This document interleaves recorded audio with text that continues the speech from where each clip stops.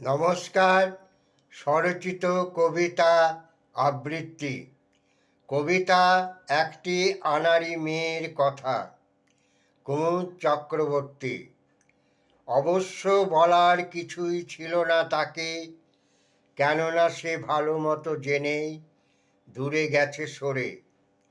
তবু সৌজন্যের খাতিরে দু একটা চিঠি ডাকযোগে পেলে দুঃখের জ্বালা ফেলতাম ঝেড়ে। বন্ধুত্বের খাতিরে লিখলে কি এমন হতো, নিছক ভদ্রতাই তো এ যুগে সব কিছু যত।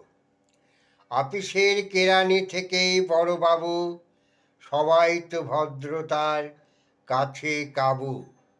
শিষ্টাচার তো তাকেই বলে, পানে বিদ্বেষ তবু মুখে হাসি যদি ঢালে। ওর দেখছি সে বোধটুকুও নেই, স্বামীর ঘরে আছে দিব্যি সুখেই। কস্মিন কালে দেখা হলেও আগ বাড়িয়ে বলে না কোনো কথা, আপন ডাটে চলে যায়, জাগে না বুকে ব্যথা। এমনি এক আনাড়ি মেয়ের সাথে প্রেম হয়েছিল গভীর গোপনে।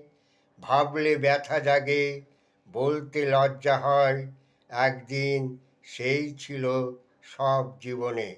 নমস্কার।